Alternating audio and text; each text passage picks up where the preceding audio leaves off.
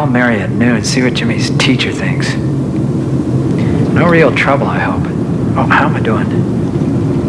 Okay.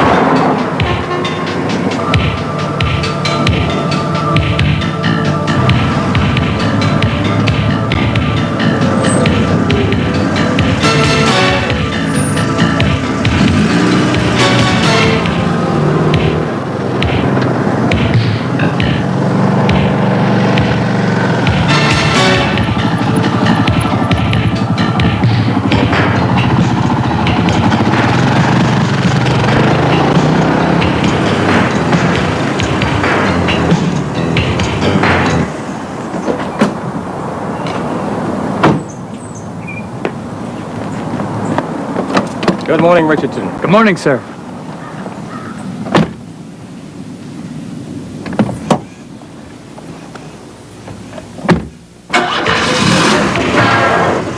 During the past 3 weeks. The time is 7 o'clock. Good. Right on New time. outbreak of terrorism has Western officials searching for clues to the identity of the groups that are responsible for acts that have left 10 people dead and scores injured. Complete details in 30 minutes. Now back to music.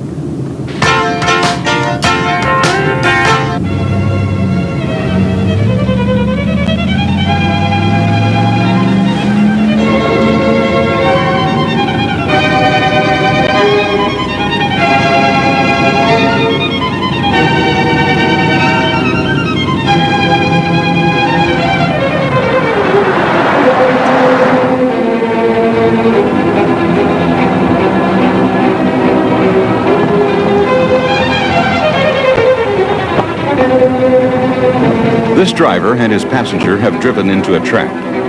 In real life, they'd be dead.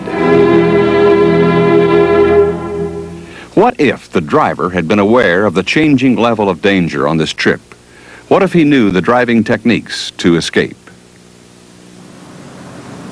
Evasive driving begins with a careful pre-survey of the routes that may be taken. Every route involves a series of locations that present particular opportunities for a terrorist ambush. Some places are obviously more likely than others. A place like this bridge not only offers places where attackers can conceal themselves, but also narrows the evasive options of the driver. Clearly, it's a place to be approached with great caution, or in some circumstances, avoided altogether. When you travel from home to work, you can choose from more than one possible route. But each route usually requires you to pass through some zones of heightened danger along the way. These places that you must pass that offer some sort of cover for an attacker and limited opportunity for escape for you, we call choke points. Bridges are common choke points. Streams and railroads are obstacles that only some streets cross. To get to the other side, you have to use one of a limited number of crossings. You know that, and so does your adversary. A choke point may have an escape available somewhere before you reach it. But beware if attackers give you an escape route. They could be intentionally diverting you to a spot where you may be even more vulnerable. A careful route survey will reveal what choices you have and which ones may be preferable. Under Army regulations, official transportation cannot be utilized to transport individuals from home to their normal duty station. Exceptions are granted by the Secretary of the Army for individuals who are considered to be probable targets of terrorist attack. Whether it is an official driver in an official car or the officer driving a personal car, it's the responsibility of that driver to look for potentially dangerous spots along the possible routes. Even though the overwhelming majority of trips are likely to be uneventful anyway, the route survey will pay off in peace of mind. It will allow the driver to regulate intelligently the level of alertness required in different circumstances. Deep woods offer a place to hide for a long time without attracting attention. A park with benches or any public gathering place provides a potential attacker with a place to wait patiently in plain sight without attracting attention. Most ambushes occur near the start of routine trips, at choke points along frequently used routes, or near the end of the trips. Why the beginning and the end of the route? Because those segments, close to either home or the place of work, offer the greatest predictability of time and place, and therefore the greatest probability of attack. Familiarity with what is normal in these highest risk zones allows you to notice when something is out of the ordinary. You can't operate at peak alertness all the time, but if you have identified the most dangerous places in advance, you can avoid the ones that it's possible to avoid. You can maintain a high degree of alertness when you approach the ones that are unavoidable. The General's aide, Captain Foley, talked to me about this. He asked me to call you and let you know when I finished with the route survey and to set up an appointment for a conference with the General. Yes, sir. 15 minutes should do it.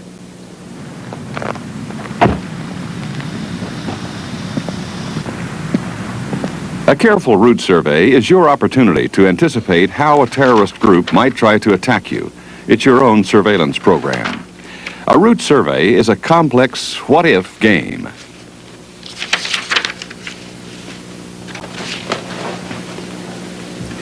You know, this is a very timely meeting. I just learned an old friend had a close call last week. He's always been a creature of habit. I'm sure he was very predictable in his daily routines. So, while we're talking alternating out travel routes, let's also work out some schedule variations. Yes, sir. As you can see, sir, this is a map of our routes. I've taken a look at the area and I've photographed several problem areas. Now, this is the bridge here, and we come down Yes, sir. here. Yes.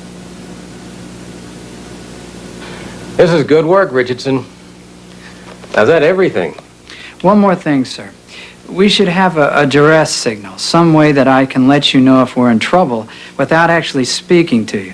Now, I suggest that we use the place in your drive where I stop to pick you up. And since I usually pull up close to the door, if we have a problem, I could just pull up beyond the door. And I'll react by pretending to have forgotten something and go back inside. I'll arrange my schedule so that I arrive and leave at a different time each day. And each evening, I'll let you know what I need the next day. Thank you, sir.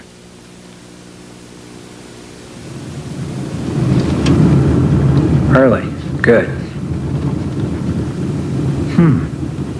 Never saw that van before. Let's just check out the neighborhood. See if anybody's waiting for us. When you've already identified a place as a choke point, you can use extra care as you approach it. The bus stop is one of the places where someone could wait for you without attracting attention. A terrorist could use this cover to await the moment to attack, or to watch and report on your progress. A car with its engine running and the wheels turned towards the traffic lane is in a position to move rapidly in front of you. It's probably innocent. If it turns out to be innocent, you go on.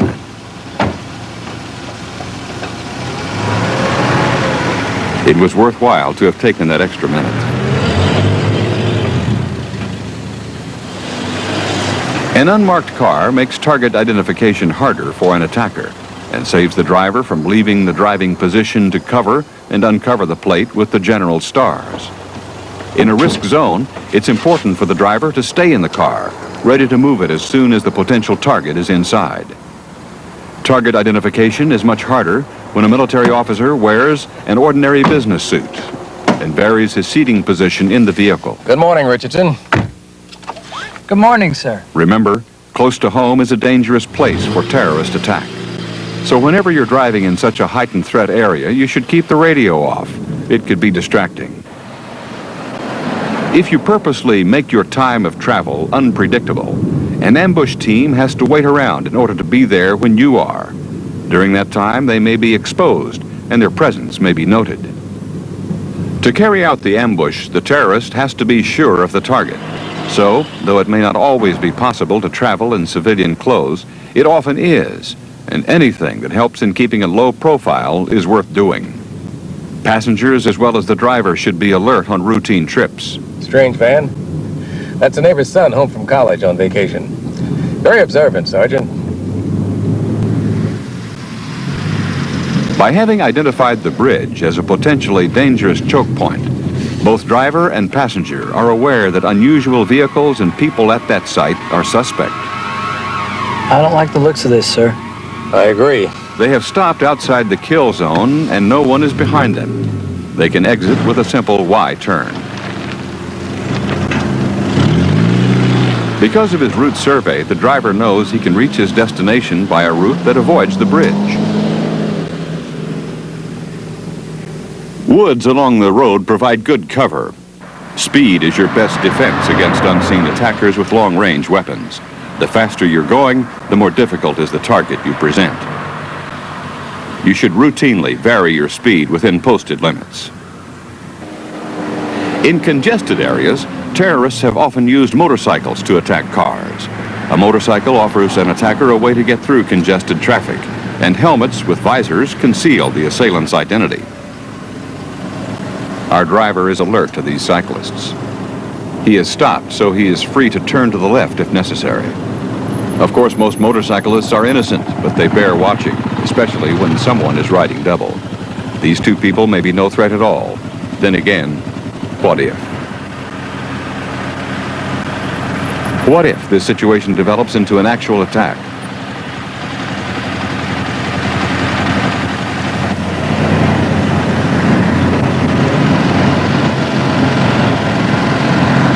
Get down, sir.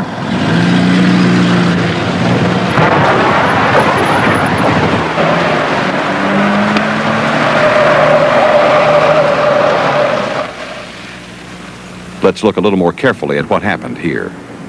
This intersection is a choke point. On this route, the driver must pass this way and he has to stop at the stop sign. So he prepared an escape route and stayed alert to danger. He moved to the left of the innermost lane as he approached the stop. He stopped, leaving turnout space between his car and the one ahead, but not so much room that someone else could pull into it. If he needs to move, he can turn into the lane to his left. When he was unsure of the cyclist's intentions, he turned his wheels to prepare for a quick escape and to send a signal to the cyclist that he was prepared for trouble. When weapons were presented, he reacted immediately, using his car as a weapon and escape vehicle.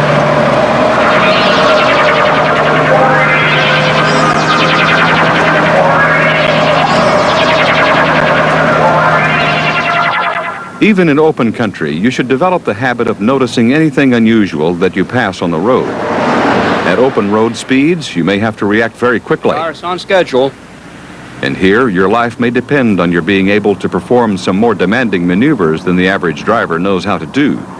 And no one should try them without behind-the-wheel instruction. Look ahead, sir. The driver and his passenger are at risk, and there is no time to waste. No time for the driver to think over what he should do. It's roadblocks, sir. I'm gonna bootleg.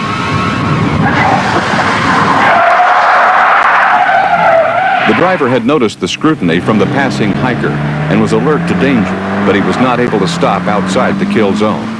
In this situation, with adequate speed and the way clear behind him, the bootleg turn was the best way out. Even if you were being followed close behind, the bootleg would turn you 180 degrees and into the other lane, out of your pursuer's way, and headed in the other direction. You shouldn't try the bootleg turn if you're going less than 30 miles an hour. If you're traveling faster than 45 miles an hour, quickly slow to below 45 and then execute the maneuver. You'll have to keep the release lever for your parking brake tied up so that when you lift your foot, the parking brake releases like your regular brakes. Of course, your parking brake has to be good. And you never step on the regular brake pedal during a bootleg turn. The parking brake locks the rear wheels only and makes them lose traction. When you turn the steering wheel, you want the front wheels to keep turning and hold the road. When the rear wheels lose traction, the rear end of the car swings around the front wheels. And as soon as you're headed the way you want to go, release the emergency brake and accelerate. In some situations, you'll have neither the speed nor the room for a bootleg turn. At 20 miles an hour, it's impossible to do a bootleg as a way of escaping to the rear. This driver was was in the kill zone, and he couldn't accelerate, so the bootleg was out. There's nobody behind us, Sergeant. Escape to the rear is possible. Here, the correct maneuver is the J-turn. The J-turn takes 9 seconds longer than a bootleg turn, but it's better than staying in the kill zone. Let's look again and see how it's done. Okay, you have entered a trap from which you must escape to the rear. Once you're in reverse, step on the gas and don't use the brake again in this maneuver. When you've reached about 15 or 20 miles per hour in reverse, you suddenly let up on the accelerator and jerk the wheel violently. The front end will swing right around because the front wheels are going to lose their grip on the road when you let up on the gas. When the car is turned, put the gear selector in drive and step on the gas.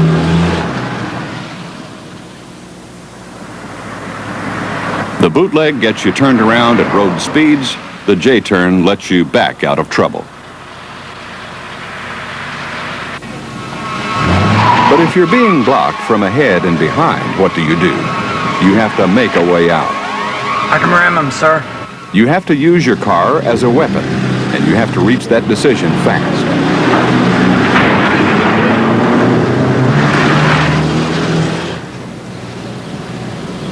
A car is heavy, but its only contact with the ground is 4 small patches of rubber, and you can move it. When you're suddenly blocked, you probably will hit your brakes. The ambush team will expect you to freeze. Instead, you gun it right at their wheel and axle to transmit maximum sideways shock to those patches of rubber. When you suddenly accelerate right at the strike zone, they'll be the ones surprised, and that will interfere with their marksmanship. Worry about your radiator later. For most people, the hardest thing about ramming is not to step on the brake, because as long as you've been driving, you've been training yourself to avoid collisions. But when you're ramming, you've got to keep moving.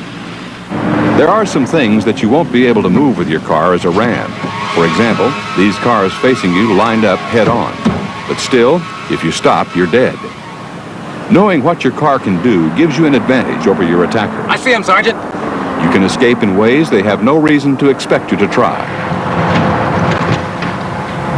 You can jump curbs and knock down mailboxes or hedges with no more trouble than knocking a trash barrel out of the way. To jump a curb successfully, you have to approach it at the correct angle. When you're ramming another vehicle, you have to be sure not to go too fast and try not to stop. If you're going to take an embankment, you need some speed in order to keep moving in the rough terrain and on the slope. Speed also helps make you a harder target to hit. Knowing escape maneuvers is valuable. It might save your life. It's even better to avoid trouble in the first place. That means keeping a low profile, being on the lookout for surveillance, and knowing where the choke points are because you've made a careful route survey in advance. We made pretty good time, Sergeant. Rather uneventful. But what if? I think we're ready, sir. Evasive driving means matching your level of alertness to the changing level of risk. To be ready if prevention fails.